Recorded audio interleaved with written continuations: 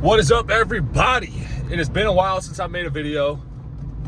I was in a rut, but I'm out now, and I'm here to tell y'all how to get out of a rut. I purposefully went into a rut so that I could learn how to get out and get out for y'all, so I could teach y'all how to do it. So here's exactly what happened and how you fix it. So I was going strong. I was posting content a lot every day, and then all of a sudden I was like, oh, I'm getting lazy.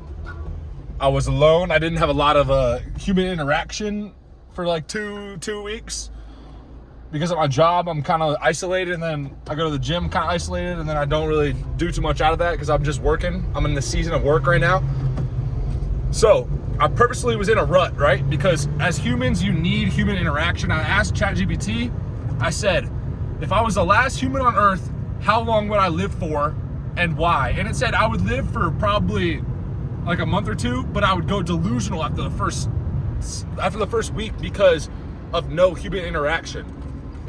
And then I started really pondering that and thinking about that, and I believe it's completely true because me having no human interaction really throughout the day was draining my batteries. You know, like when I'm around people, my batteries get drained, and I'm sure it's not the same for everybody, but for me, I needed people around me to boost my energy, boost my mood. It's just the human interaction, something about it, I get energy from it. And I figured that out. So the first change was getting around more people, more positive people. Not saying the people I'm around are negative, but being around people who are positive and who are gonna boost your energy, right? So that's first step in getting out of your rut. You need to be around the right people. Then, the second step is fixing your sleep. So I think sleep was the second biggest thing besides people, because I was just sleeping whenever I wanted to because I was just going to work and then coming home and then living my life.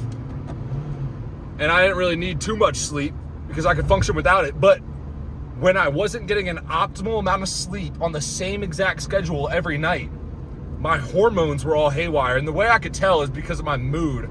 And usually I'm a happy guy, upbeat all the time. But I wasn't for that 2-week period. And when you're not like that, or when I'm not like that, I notice it. And it's definitely got to be my hormones or something, and I know it's from my sleep. Which pushes me to number 3. Because I was not sleeping good, because my hormones were out of whack, my discipline just went out the window. So I started eating like crap. I went to the Walmart, and they had like Ben & Jerry's for $3. So I started eating tubs of Ben & Jerry's. Every night, boom, tub of Ben & Jerry's. Ice cream, all kinds of crap I was putting in my body because my discipline went out the door. And you know how momentum is a thing? Good momentum, bad momentum is also a thing. That is a true statement. So I was getting on the bad momentum grind. I was not around people. Then I wasn't sleeping good. Then I was trying to fix it with sugar, which made my hormones go even crazier. I had huge crashes and all kinds of stuff. I wasn't moving my body, which was number 4. I was not exercising, so I didn't have any motivation from the food and the bad sleep to motivate me to work out. So I didn't work out. So I was kind of slacking. And all that mixed for a disastrous recipe of a rut.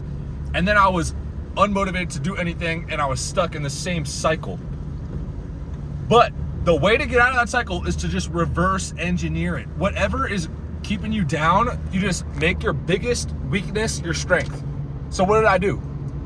I started having meaningful interaction. When I met people, even if I wasn't feeling good, I would smile and bring about some kind of positive energy into their life, which then most humans are going to reciprocate that unless you're having a terrible day.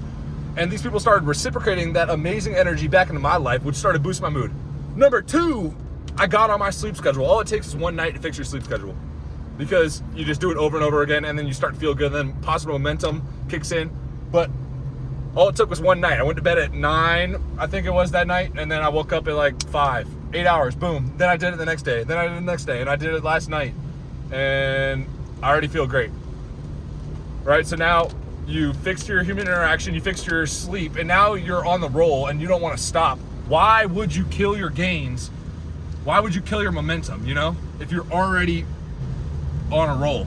So then you start eating right. So today, all I ate was 1 egg and 1.5 pounds of ground beef, and then I'm gonna go home and I'm gonna eat more meat.